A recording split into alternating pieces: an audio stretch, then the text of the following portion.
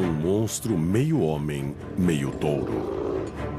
Preso em um gigantesco labirinto, à espera de sua próxima refeição de carne humana. Este é o estranho mito do Minotauro.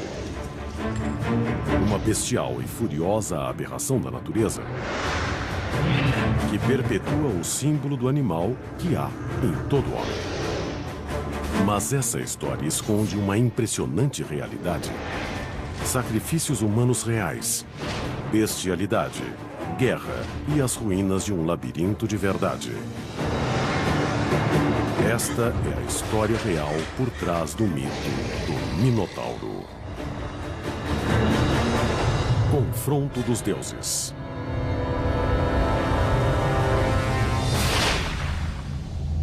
Uma pesada porta se fecha atrás de você. À frente, um imenso labirinto de corredores escuros.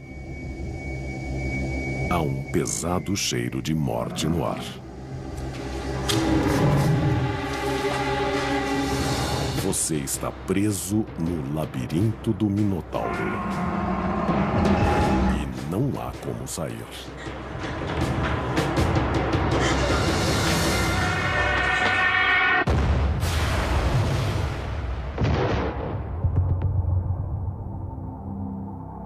A história do Minotauro era uma história de horror para os gregos antigos. O labirinto era uma câmara da morte, e quem ficava preso ali sabia que só havia um destino possível: ser abocanhado por uma besta voraz, devoradora de homens.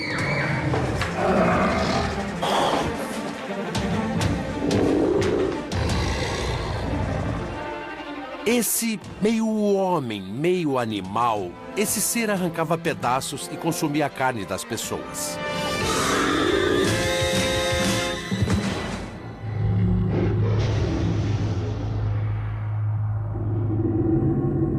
O Minotauro é o filho mutante de uma mãe humana e de um pai touro. Ele tem o corpo de um homem muito forte, enorme e poderoso, mas tem a cabeça de um touro com chifres.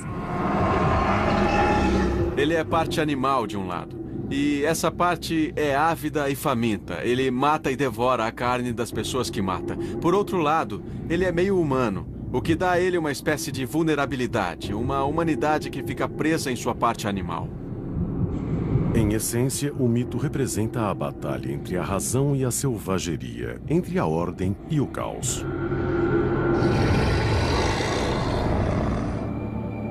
Os gregos antigos que contavam a história orgulhavam-se de ser civilizados. Os gregos acreditavam firmemente que a razão humana é muito poderosa. Mas o Minotauro era inimigo da razão. Um símbolo dos instintos animais interiores ao homem. O Minotauro, o monstro, era a parte indomável da natureza que os gregos tentavam entender. Era uma coisa que eles não conseguiam controlar.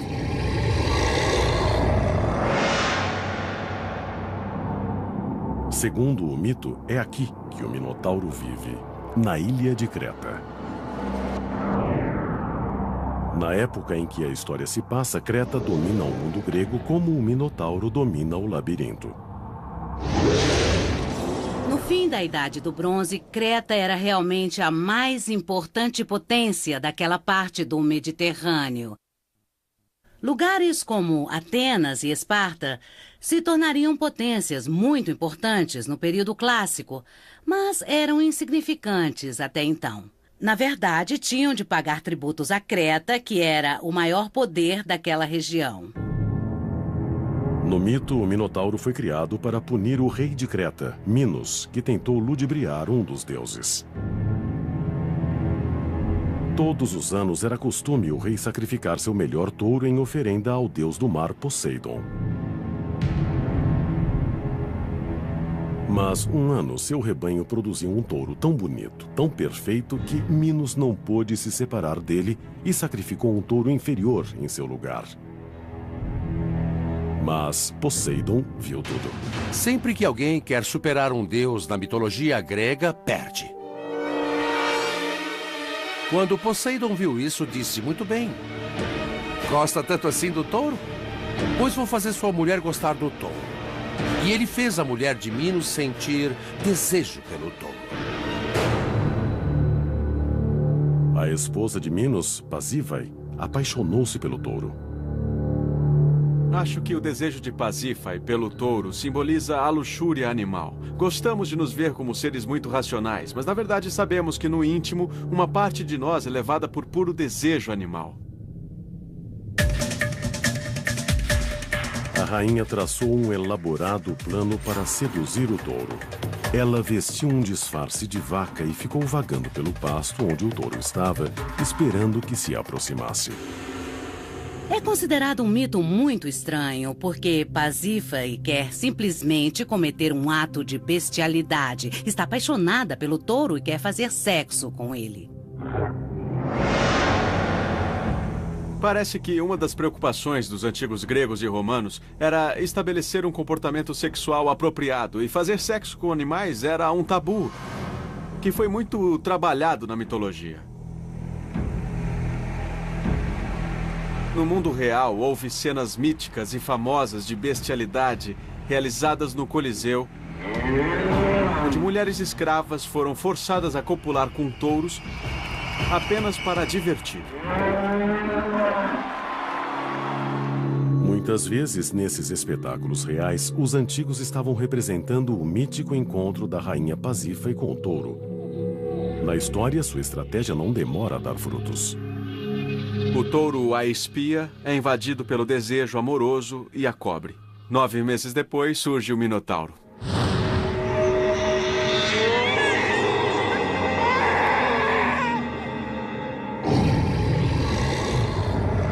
O nascimento de monstros é frequentemente associado à perversidade ou algum delito, e há aqui as duas coisas. Porque Minos não cumpriu sua parte de um trato e porque Pasífae cedeu a um desejo não natural. A criança nasceu monstruosa e deformada.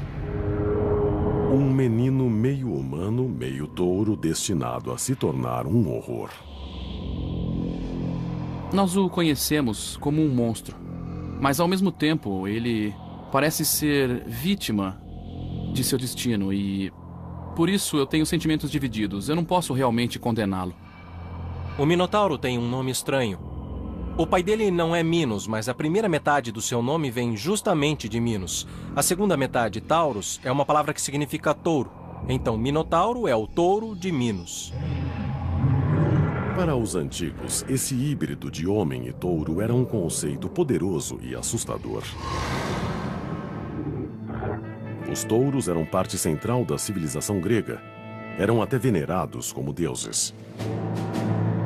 Havia muitos sacrifícios e também rituais em volta do culto ao touro, em todo o Mediterrâneo Oriental. O touro representa a virilidade e a força masculinas.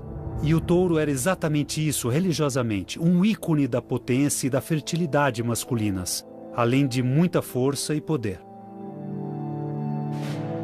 O conceito do poder do touro foi levado aos tempos judaico-cristãos, e no presépio se vê um touro insuflando no bebê Jesus a sua força vital.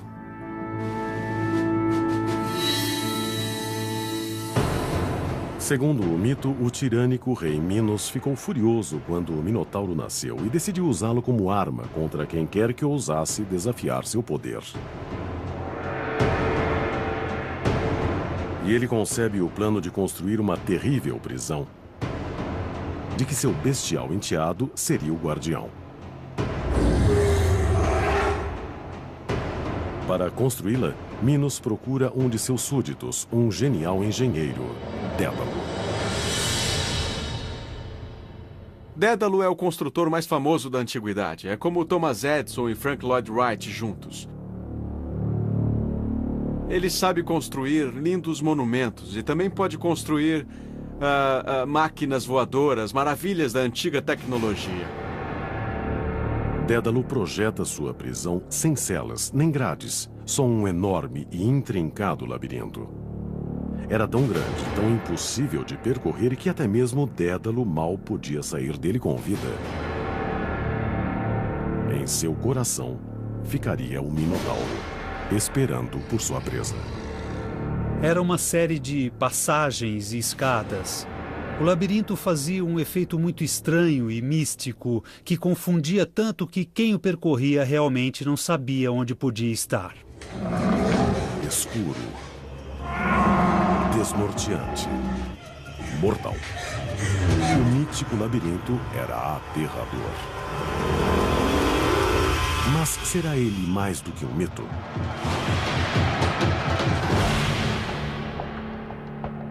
Hoje, na ilha de Creta, há um labirinto subterrâneo que guarda uma inacreditável semelhança com o labirinto do Minotauro.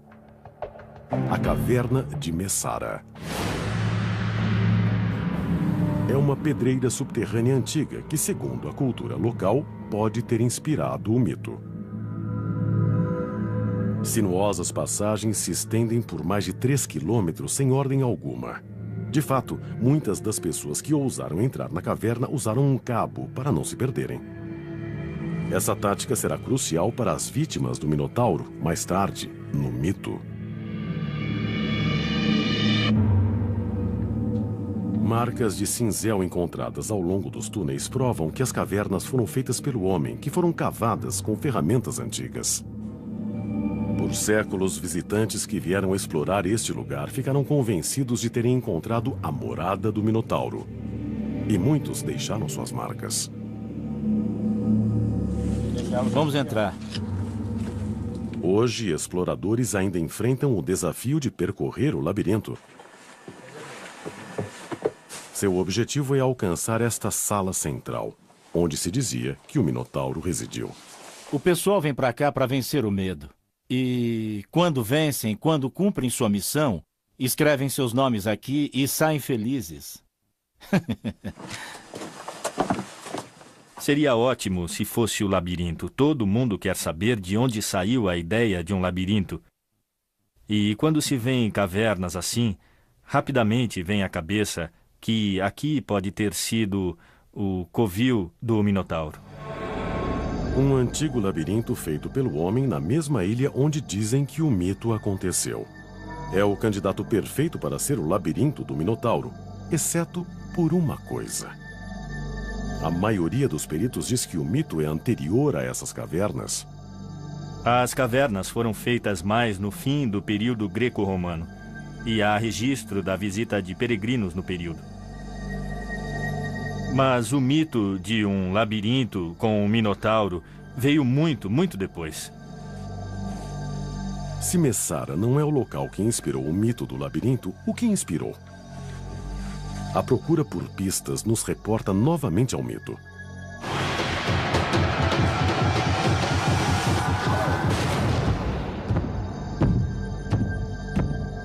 Quando terminou seu labirinto, o rei Minos se preocupou em buscar as primeiras vítimas para a refeição do Minotauro.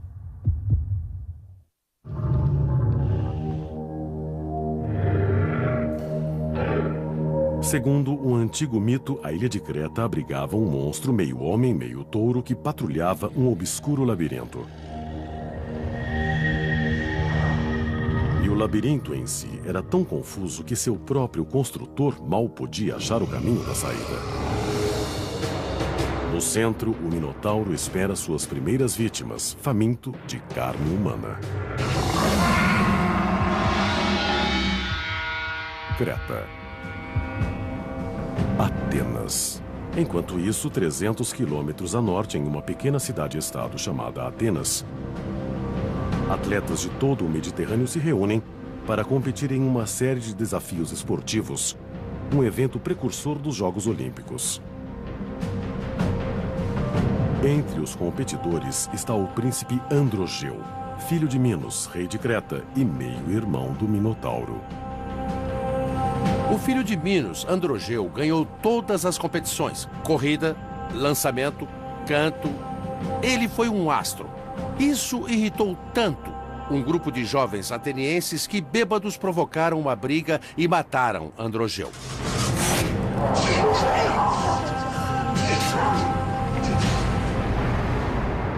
O filho de um rei, morto a sangue frio. era a guerra. Quando a notícia chega a Minos, é claro, sua dor é arrasadora e sua ira e sede de vingança são enormes. O rei Minos decide punir os atenienses do pior modo possível. Servirão de alimento ao Minotauro. A frota cretense lança âncoras em Atenas e lança um ultimato. Larga! Larga! Vamos! Minos exige que mandem 7 rapazes virgens e 7 moças virgens ao Minotauro para serem sacrificados. Pessoas virgens eram muito valorizadas no mundo antigo porque se acreditava que sua pureza as aproximava dos deuses. Larga! Larga! Vamos! Larga! Os jovens seriam colocados em um navio que os levaria em condições degradantes até Creta. E eles iriam aos prantos e em desespero até o labirinto, onde seriam devorados pelo monstro. Assim diz o mito. Mas qual a ligação com a realidade?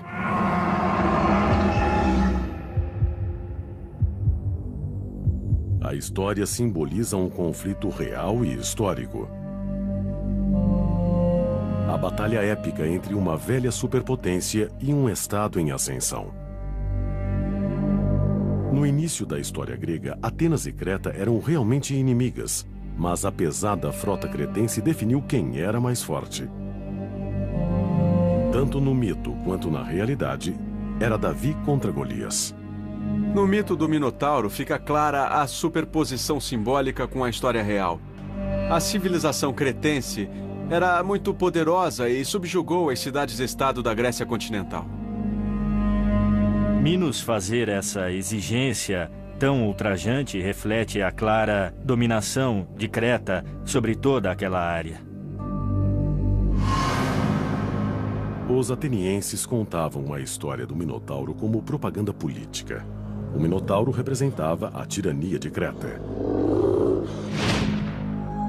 O labirinto era o poder quase inescapável de Creta e as vítimas simbolizavam o sofrimento de Atenas. O propósito do mito era fazer os cretenses parecerem bárbaros e maus. E funcionou. Para os gregos, que enfeitaram essa história durante séculos, era uma prova muito importante de que eles e seus deuses e seu pensamento racional eram superiores aos cretenses e seus touros e seus monstros. No mito, Atenas é forçada a mandar sacrifícios humanos ao Minotauro a cada 9 anos ou enfrentar uma guerra total contra Creta. Mas por que 9 anos? Por seus registros, parece que compreendiam o movimento da Lua ao passar por várias constelações que passam em ciclos de 9 anos. Essa seria a base para o sacrifício a cada 9 anos. Sempre que houver uma lua cheia no equinócio, será tempo de mandar novos sacrifícios à besta.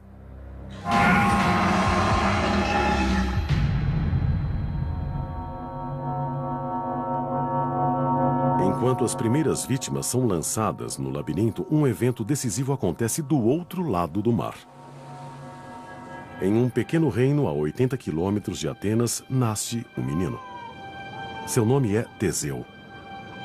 E ele é um dos primeiros grandes heróis da mitologia grega. Um herói destinado a enfrentar o Minotauro.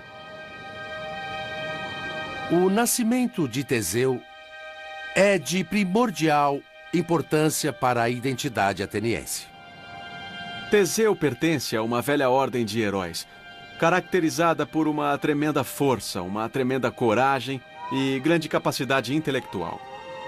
Teseu é filho de uma bela princesa grega e não de um, mas de 2 pais poderosos. Na noite em que foi concebido, sua mãe teve relações com Egeu, rei de Atenas, e com Poseidon, deus do mar. O que costuma acontecer é que a mãe dormia tanto com o pai humano quanto com o pai divino, de modo que a mulher era fertilizada por 2 pessoas ao mesmo tempo. Ter dupla paternidade permite que Teseu herde o trono de Egeu e também tenha acesso aos favores especiais de Poseidon. Esse cenário de dois pais era muito comum em mitos da antiguidade. E é algo que muitos governantes reais advogaram para si mesmos. Talvez o mais conhecido deles seja Alexandre o Grande, que celebrou a si mesmo como sendo parcialmente divino. Tempos depois, no período romano, os imperadores, a começar por Augusto, disseram que descendiam dos deuses. Davam autoridade extra a dizer que eram filhos de deuses. Segundo o mito, quando Teseu nasceu, o rei Egeu colocou suas sandálias e sua espada sob uma pesada rocha e disse à mãe de Teseu que quando o menino fosse forte o suficiente para levantar a rocha, poderia reclamar seu título de príncipe de Atenas.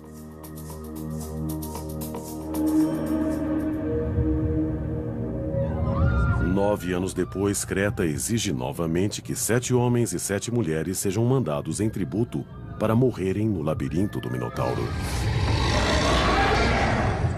O rei precisa de um herói.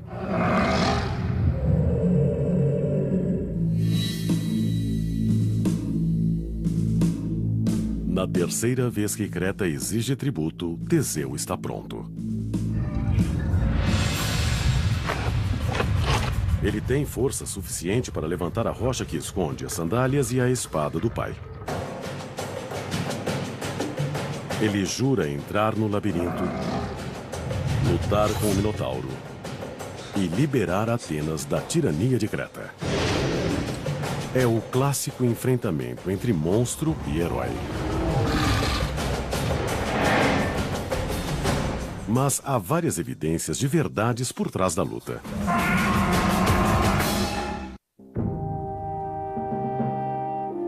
A cidade de Atenas está de luto. Chegou novamente a hora de mandar sacrifícios humanos para o Minotauro. As vítimas inocentes exigidas por Minos, o rei de Creta. Os escolhidos morrerão na certa. Mas há alguém que quer desafiar o destino. O príncipe de Atenas, Teseu. Ele está ansioso para provar sua bravura e libertar seu reino. Um herói tem de fazer grandes coisas para ganhar status de herói. Então ele tem de realizar um grande feito para que atenienses não se submetam mais a Minos e para que parem de dar as suas crianças ao Minotauro. A cena está montada. É Teseu, símbolo heróico do que há de melhor no homem, contra o Minotauro, o reflexo selvagem do que o homem tem de pior.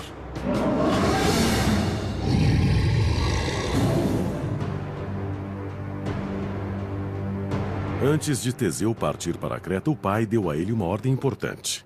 Quando e se ele voltasse a Atenas, deveria usar velas brancas ao invés de negras. Assim, ao ver o navio no horizonte, Egeu saberia que o filho estava a salvo.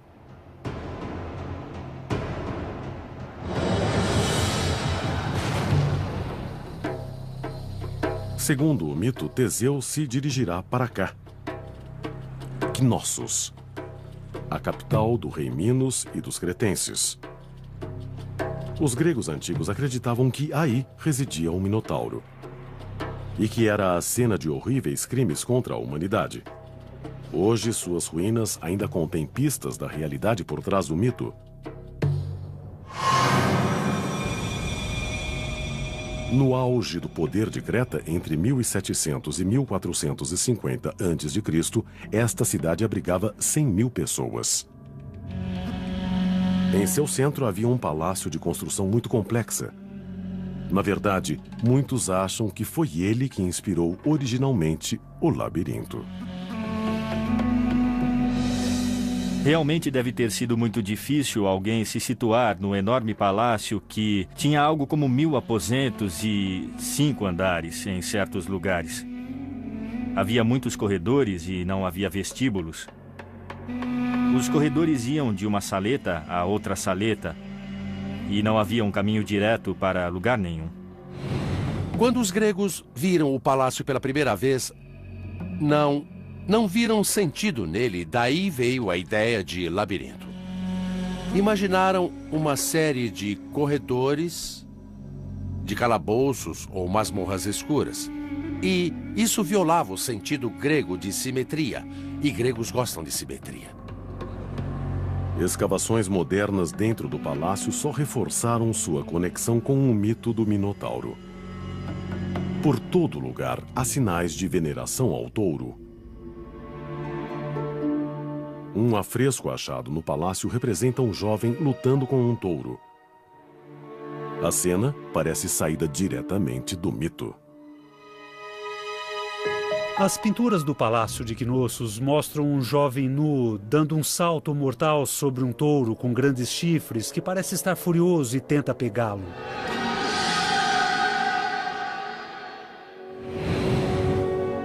Um antigo palácio que parece um labirinto cheio de artefatos ligados a touros. É fácil ver que esse local pode ter inspirado o mito. Mas as conexões não acabam aí. Arqueólogos desenterraram evidências que sugerem que o rei Minos existiu realmente. Esta é uma sala de trono onde ele está perfeitamente intacto. É o mais velho trono encontrado na Europa e tem 3.500 anos. Também foi encontrada uma inscrição em um idioma antigo que pode até mencionar o nome do rei. Nos arquivos do Templo de Creta, havia blocos de pedra que tinham certas inscrições de palavras que parecem ser o nome do rei Minos. Há uma palavra Min-u-te e outra palavra Min-nu-ro-ja, que podem significar Minos, o rei. Rodja é um título real. As pistas sugerem que o rei Minos viveu realmente. Mas a conexão mais intrigante com o mito do Minotauro aparece em outro bloco achado no local. É a representação de uma oferenda à chamada Senhora do Labirinto. Aqui, por escrito, há uma referência direta ao labirinto do Minotauro. É uma ligação inequívoca entre a cidade de Knossos e o mito. Mas quem era essa Senhora do Labirinto? Sua identidade é um intrigante mistério. Peritos acreditam que foi uma mulher de grande importância no palácio, uma suma sacerdotisa ou talvez a filha do rei. No mito, a filha do rei Minos é Ariadne, e ela tem um importante papel no restante da história. Não sabemos quem é a Senhora do Labirinto, mas pode ter sido Ariadne, principalmente porque ela era sacerdotisa no templo, porque ela era a filha mais velha do rei Minos. Larga! Larga! Vamos! Larga! Assim que Teseu chega à ilha de Creta, Ariadne se sente atraída por ele. Ariadne nota a atitude de Teseu, sua coragem, seu olhar determinado e se apaixona imediatamente por ele. Ela fica vencida pelo seu amor por Teseu e decide então que vai ajudá-lo, porque não quer que ele morra no labirinto como todos os outros. Mas Ariadne tem de agir depressa. Ela procura Dédalo, o criador do labirinto, e implora a ele que explique como se sai dali. Dédalo dá a ela um retroz. Em antigas traduções desse mito, a palavra retroz significa um novelo de fio trançado. Foi isto que Dédalo deu a Ariadne, e a esse fato ficou associada a palavra rastro. E Dédalo disse: "Por que você não usa um novelo de fio? Amarre uma ponta na porta e desenrole o novelo enquanto andar no labirinto. Quando chegar ao centro, vai achar o caminho de volta, seguindo o fio." Nós continuamos a usar esse conceito em exploração submarina. Mergulhadores amarram uma ponta de corda na entrada de um navio naufragado ou de uma caverna, entram, exploram e seguem a corda para sair. A razão, algo que os gregos prezavam acima de tudo, foi o que resolveu o problema. E deu uma resposta simples a uma situação que parecia insolúvel.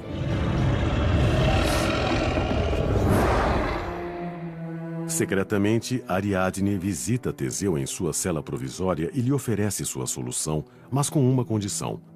Se sobreviver, ele deverá se casar com ela. Quando Teseu encontra Ariadne, ele está encrencado. Ele vai ter de entrar no labirinto para ser devorado vivo por um minotauro. E quando Ariadne se prontifica a ajudá-lo, ele não tem muita escolha. Ou aceita, ou se arrisca. E ele não quer se arriscar.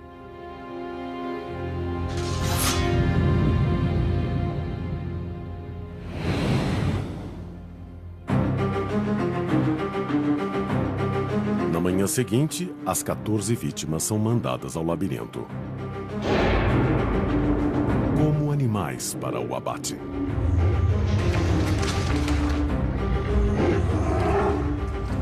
Com seu novelo nas mãos, Teseu caminha na frente.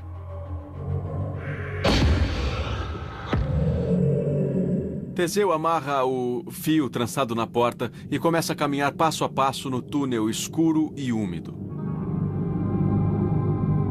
Teseu foi oferecido em sacrifício humano.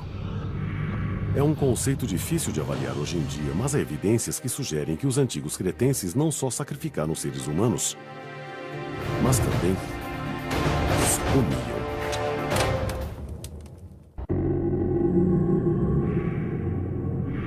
Teseu, príncipe de Atenas, conduz seus companheiros de infortúnio pelo labirinto determinado a enfrentar o Minotauro. Ele tem um novelo de fio trançado nas mãos, de modo que ele ache o caminho de volta. Quanto mais perto ficam os grunhidos do Minotauro, mais Teseu fica resoluto. Mas seus companheiros estão começando a fraquejar. É muito fácil imaginar o terror deles à medida que caminham pelo labirinto. Pense no que é caminhar por corredores escuros, completamente perdidos e sem enxergar nada. Eles sabiam que em algum lugar daquele labirinto havia uma criatura horrenda e canibal que ia devorar a todos.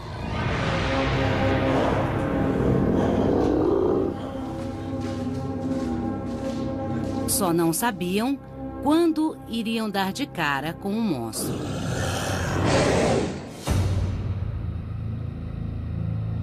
No fundo do labirinto, o Minotauro se impacienta.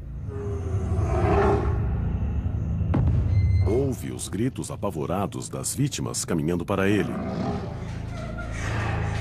E está pronto para sua próxima refeição.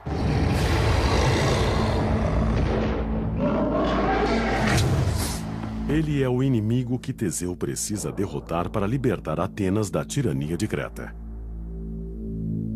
Assim diz o mito.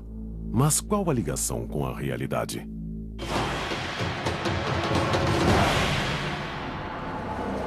A tensão entre Creta e Atenas durante a Idade do Bronze é muito bem documentada.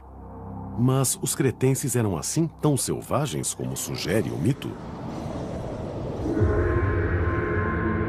No Palácio de Cnossos, escavações revelaram uma evidência que sugere que há alguma verdade no mito.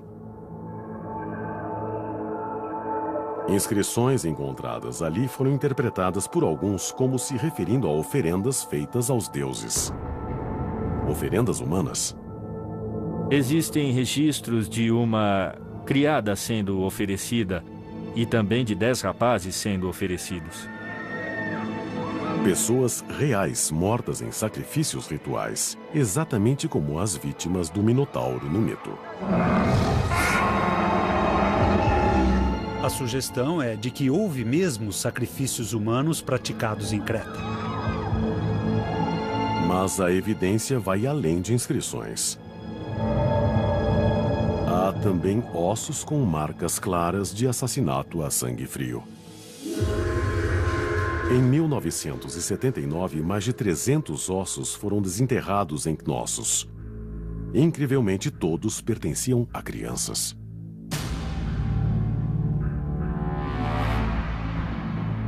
Cerca de 25% dos ossos têm marcas feitas por uma lâmina fina, do tipo que seria usada para separar a carne do osso.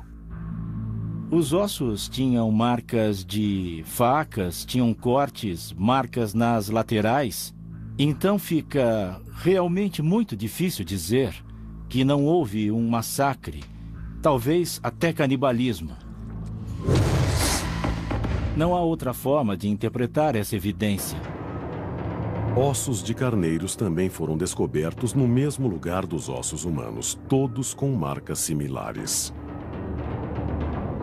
Esse tipo de marca se parece muito com as marcas deixadas quando desossam e preparam animais para comer.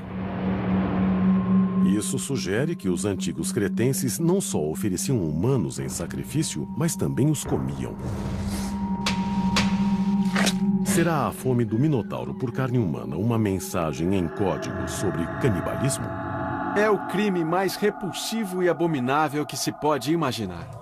É um modo perfeito de demonizar alguém. Podemos imaginar que os gregos espalharam essa história sobre os cretenses, de que eram pessoas horríveis, de que eram monstros, de que eram até canibais.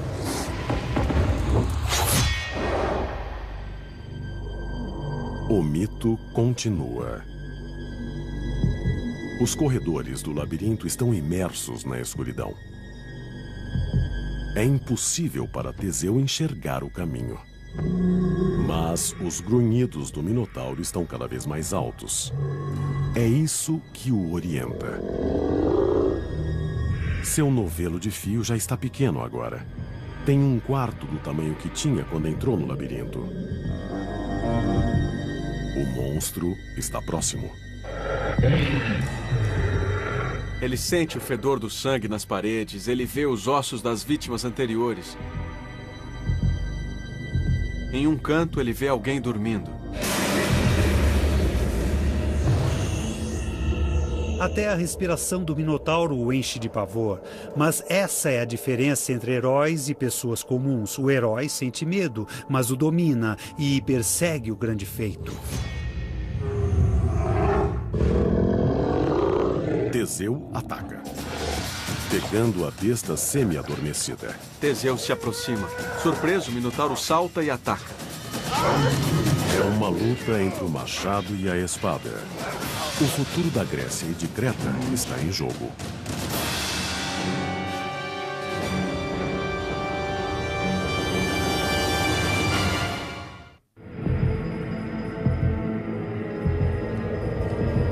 Quase ao amanhecer, os sons de uma luta ecoam pela noite. Dentro do labirinto, Teseu encurrala o Minotauro. Depois ele bate e ataca.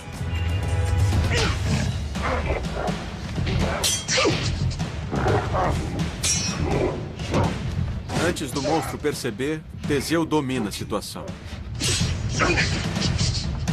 O Minotauro luta e cambaleia. O herói prepara o golpe final.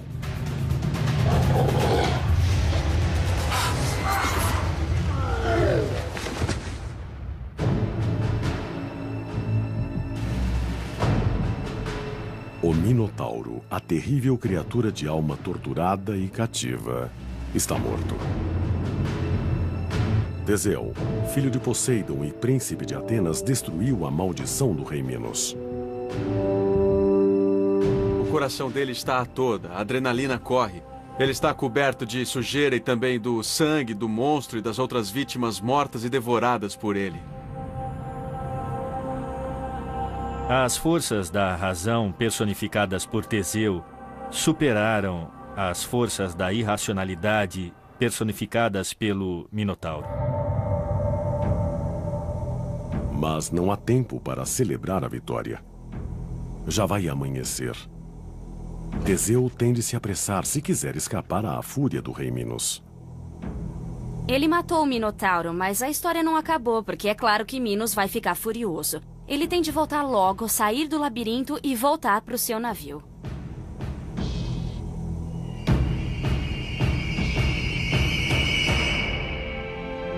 Ele puxa o fio de volta e conduz os jovens atenienses para fora do labirinto. Eu posso imaginar a alegria que devem ter sentido esses jovens quando viram que seu destino não foi o que tinha sido pensado e que o destino tinha sido mudado pelo feito do herói.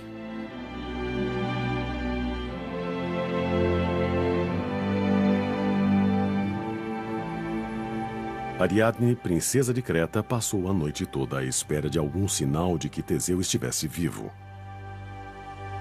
Ele prometeu se casar com ela se escapasse vivo do Minotauro, e ela pretende cobrar a promessa. Pouco antes do amanhecer, ela vai se encontrar com ele e o navio levanta velas para Atenas. É um momento decisivo na mitologia grega.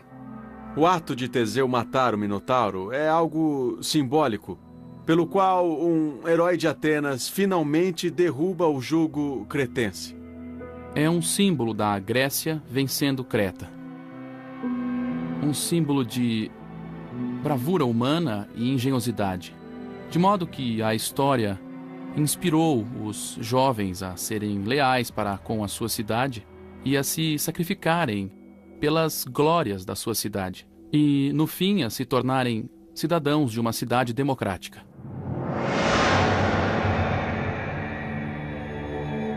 Teseu deixa Creta como herói, mas sua viagem para casa vai terminar em tragédia. Quando saiu para combater o Minotauro, Teseu prometeu a seu pai, o rei Egeu, que içaria as velas brancas quando voltasse para casa para assinalar sua vitória. Todas as manhãs, durante meses, Egeu vai ao mesmo rochedo e procura avistar o navio. Quando finalmente ele aparece no horizonte, está com velas negras. O rei fica desconsolado, achando que o filho tinha sido devorado pelo Minotauro. Em seu desespero, Egeu salta do rochedo para o mar e para a morte. Até hoje, esse mar se chama Egeu, em honra ao pai de Teseu. Teseu falha ao não usar as velas brancas. O conto original não dá explicação de por que ele se esqueceu do que prometeu. Mas o final do mito sugere uma despreocupação típica da juventude. Essa é a explicação. Ele ficou empolgado com a vitória, estava chegando em casa e se esqueceu de trocar as velas. A súbita morte de Egeu é uma consequência chocante. Teseu chega não apenas como liberador de Atenas, mas como seu novo rei. O rei que, segundo o mito, transformaria a cidade de simples fortaleza do exército em superpotência regional. Neste mito, a ascensão de Atenas ao status de potência é totalmente creditada a Teseu. E o mito parece ter sido escrito em parte para provar isso. Ao adotar Teseu como seu herói fundador, os atenienses deram uma mensagem. Disseram que a longa dominação de Creta estava terminada e que havia uma nova liderança, Atenas. Atenas viria a ser a cidade-estado dominante do mundo grego, enquanto Creta seria conquistada e desmoronaria. Mas muito tempo depois dos dois reinos desaparecerem na história, o mito de Teseu e o Minotauro perdura. E como todo bom mito, revela detalhes da natureza humana que são tão relevantes hoje quanto foram há 3.000 anos. Existem muitas leituras possíveis da história do Minotauro. Pode-se ver o labirinto como a mente humana. Um lugar sombrio que tentamos explorar sempre que estamos conscientes. Ou como nossa natureza animal que nos impele a matar. Os mitos sempre revelam partes de nós mesmos que habitualmente esconderíamos. Aspirações, desejos, meios ocultos com que enfrentamos o mundo nas lutas fundamentais da experiência humana.